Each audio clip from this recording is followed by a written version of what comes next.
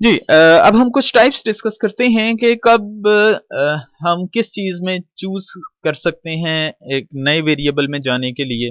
हमने पहले बात की थी कि कोई बज़ाहिर ये रूल्स नहीं हैं, लेकिन हमने ये आसानी के लिए कुछ टाइप्स बना ली कि जब ये होगा तो ये काम किया जा सकता है। तो क्वेश्चन कन्वर्ट हो जाएगा एक ईज़ी या सिंपलर इंटीग्रल में।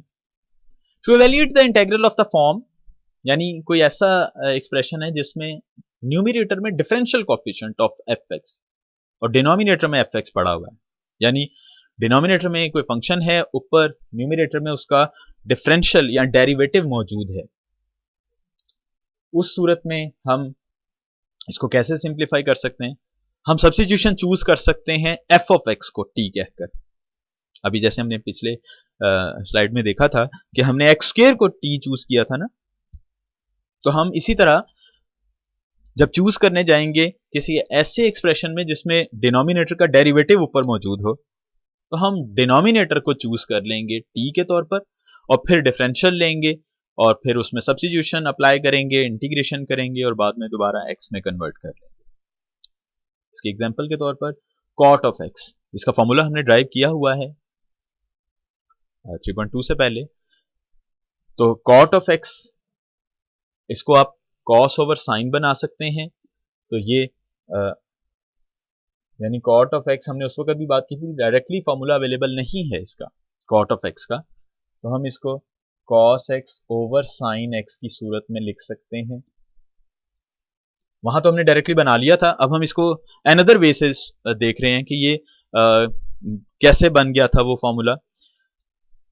तो यहां पर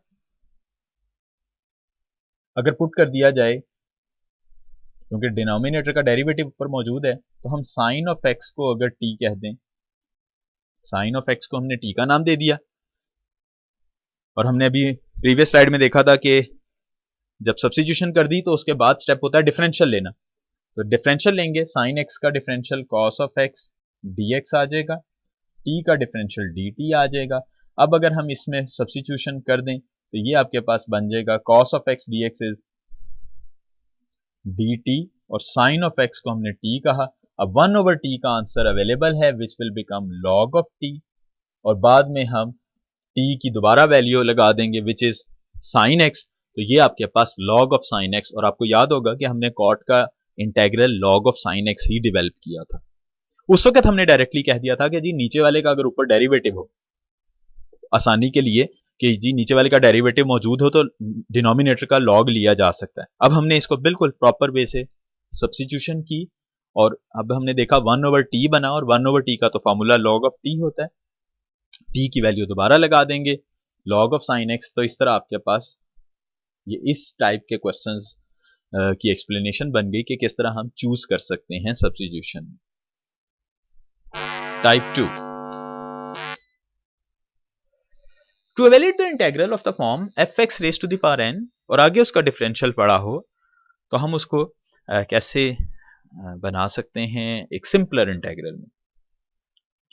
पुट कर देते हैं हम एफ ऑफ एक्स को टी में, यानी जिस पर पावर मौजूद है उसको पुट कर दिया, फिर आगे डिफरेंशियल लिया और फिर वो सब्स्टिट्यूशन हम अपने गिवन क्वेश्चन में अप्लाई करेंगे, इंटीग्रेट करेंगे और कन्वर्ट करवा देंगे दोबारा एक्स में। तो इसकी एग्जांपल के तौर पर हमने लिया 2 + 3 sin x raise to the power n cos of x dx। अभी हम 3.2 में भी बात कर चुके हुए हैं कि अगर हम डायरेक्टली इसको करना चाह रहे हों तो हम ये बात कर सकते हैं कि जी जिस पर पावर है, हमने ये एक छोटा सा रूल सा बना लिया था कि अगर डेरिवेटिव आगे मौजूद है जो पावर के अंदर एक्सप्रेशन है उसका, तो हम फिर पावर में 1 ऐड करते हैं, उसी पावर से डिवाइड कर देते हैं। लेकिन अगर हम अब इसको प्रॉपर फॉर्मेट में देखें तो अभी हमने बात की कि अगर इसका आगे डेरिवेटिव है तो हम यहां पुट कर सकते हैं t पर 2 + 3 sin x को। ये हमने चूज किया, यानी फर्स्ट स्टेप में हमने कहा था ना कि चूज करेंगे एक सब्स्टिट्यूशन, ये चूज की, उसके बाद डिफरेंशियल, सेकंड स्टेप था डिफरेंशियल अप्लाई करना, डिफरेंशियल लिया, 2 का डेरिवेटिव 0, 3 sin x का डेरिवेटिव cos x dx, ये आपके पास dt की वैल्यू निकल आई। लिहाजा अब ये जो एक्सप्रेशन है, now that will turn into 2 plus 3 sine x, ये सारे का सारा t n cos x dx। यहां से देखिए cos x dx, ये 3 अगर इधर आ जाए तो dt ओवर 3 बन जाएगा, ये dt और ओवर 3 को हमने ये बाहर लिख लिया 1 ओवर 3 कहकर, 1 ओवर 3 बाहर आ गया, कांस्टेंट नंबर है। तो अब आप देखिए ये 1/3 t का integral t raise to the power n, एक बहुत छोटा सा एक्सप्रेशन, जो कि क्वेश्चन एक लंबा था, एक लॉन्ग एक्सप्रेशन था, जिसको बहुत छोटे से एक्सप्रेशन में चेंज कर लिया हमने। अब t का इंटेग्रल अगर पावर मौजूद हो तो पावर में 1 ऐड कर दी जाती है और उसी पावर से डिवाइड कर दिया जाता है, that is the integral of t raise to the power n, और plus last constant of integration apply कर देते हैं। तो ये चूज किया, डिफरेंशियल लिया, सब्स्टिट्यूशन अप्लाई की, इंटीग्रेशन किया, और फिफ्थ स्टेप अब आपका दोबारा t को x में कन्वर्ट कर देने वाला स्टेप, कि हम t की जगह पर t की वैल्यू लगा देंगे which is 2 plus 3 sine x, तो वो आपके पास इसका इंटेग्रल बन जाएगा। तो ये दो छोटी सी एग्जांपल्स या दो टाइप्स हमने बनाई कि अगर तो डेरिवेटिव नजर आ रहा हो न्यूमरेटर में तो डिनोमिनेटर को पुट कर दें, और अगर पावर में कोई फंक्शन है उसका डेरिवेटिव नजर आ रहा हो, या डायरेक्टली भी हम देख सकते हैं कि अगर कोई पावर में एक्सप्रेशन आ रहा है तो हम बहुत से क्वेश्चन में सिर्फ पावर के अंदर जो एक्सप्रेशन आ रहा है उसको पुट करके आगे सब्स्टिट्यूशन यूज कर सकेंगे। The third type, to evaluate the integrals of the functions containing functions of trigonometric functions and functions of exponential functions. What does it mean? कि आपके पास कोई ऐसे इन फंक्शंस को इंटीग्रेट करने को आ गया है क्वेश्चन जिसमें ट्रिग्नोमेट्रिक भी फंक्शन बन रहा है किसी और फंक्शन का, means sine f of x, cos f of x, tan, secant, cosecant, cot f of x, यानी एक्स एंगल नहीं बल्कि साइन का जो एंगल है या कोई भी ट्रिग्नोमेट्रिक फंक्शन उसका एंगल भी फर्दर किसी फंक्शन में बज़ाहिर नजर आ रहा है। या जो एक्सपोनेंशियल फंक्शन है उसमें ई ऑफ एक्स के बजाय एक प्रॉपर यानी e raise to the power sine x हो सकता है, e raise to the power x square हो सकता है, e raise to the power square root x हो सकता है, similarly a raise to the power या 2 raise to the power. So अगर इस तरह की चीज आपके पास आ जाए तो हम फिर कैसे इसको सिंप्लीफाई कर सकते हैं।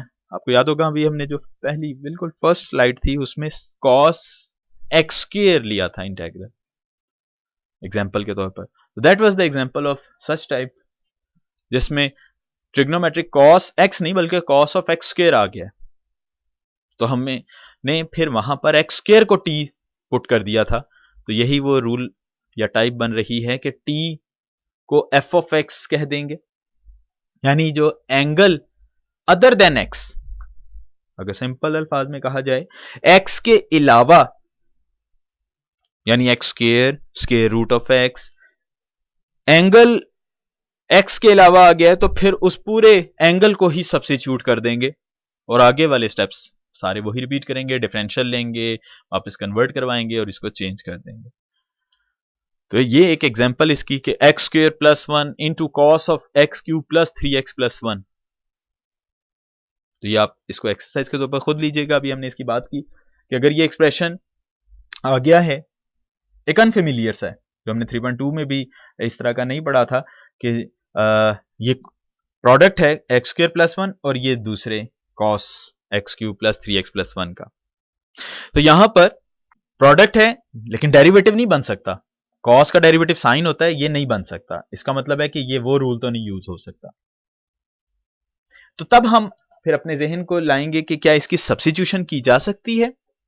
तो तब हम यहां पर जो एंगल है उसको सब्स्टिट्यूट कर देंगे, पुट कर देंगे, यानी यहां पर t को कह देंगे x cube plus 3x plus 1 और फिर इसका डिफरेंशियल वो इसमें कन्वर्ट करवाएंगे। तो आपके पास ये एक बहुत छोटे से इंटेग्रल में चेंज हो जाएगा, यानी dt बन सकता है 3x स्क्वायर प्लस 3 कॉमन ले लें तो ये आ जाएगा x स्क्वायर प्लस 1।